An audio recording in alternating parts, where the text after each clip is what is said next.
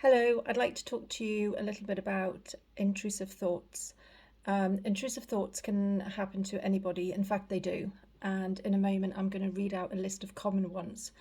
Um, if you are plagued by intrusive thoughts, there are some amazing cognitive behavior techniques available to reduce these thoughts and the distress that goes with them.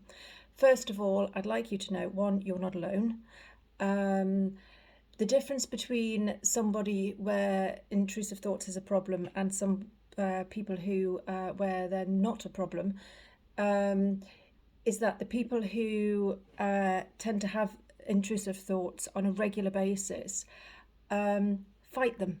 They are extremely horrified by them, whereas so most people would just sort of like bat them off and go, oh, that was a really horrible, strange thought. I'm not a horrible person. But other people think, oh my goodness, what a horrible thought, let's fight it. Unfortunately, with thinking, it's like what you resist persists. And an intrusive thought is like a thought about a pink elephant. So I mustn't think of a pink elephant. Don't think of a pink elephant. And if you try and not think of a pink elephant for about a minute, 2 minutes, it's near impossible because you always need to have some form of reference about a pink elephant to make sure that you're not thinking about a pink elephant. And that's the same with intrusive thoughts. Now, intrusive thoughts can be anything. I have them about, for some reason, a thought always comes into my head when I'm walking over a bridge. What would happen if I threw my handbag with my car keys and my mobile phone and all my stuff into the river? Or, bizarre thought. I know what it is, and I find it quite amusing because I know it's a thought, it's not an urge, there's a difference. But some people have really bad thoughts, whether it's about suicide or some of the most distressing ones are about murder or paedophilia.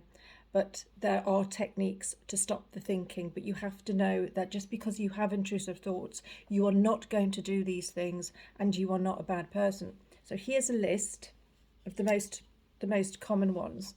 So an impulse to hurt or harm someone, to say something nasty or damning to someone, to think of the harm or death of someone who is close to you, thinking of acts of violence, that could be sexual violence, to suddenly turn the steering wheel and crash a car, to attack or strangle cats, kittens, or defenseless things, to wish that certain people were dead, he or she were dead, usually people who are close to you, to harm your partner with physical violence, to attack or punish someone, to engage in certain sexual practices.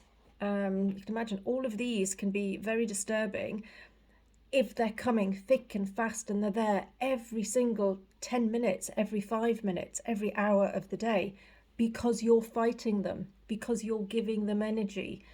If you don't give them energy, they become just thoughts. I've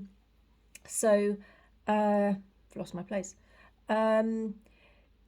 One of the biggest ones is, did I do something? Did I commit that crime where you think you've got memory loss? Especially after a heavy night out drinking, did I do this horrible thing? Did I attack somebody on the way home? Will I suddenly go berserk? Will I lose all control?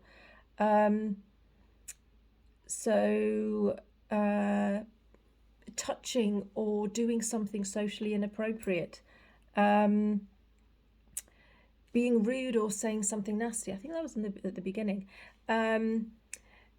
Mentally picturing just sort of like stabbing a passerby or whatever. These are all common.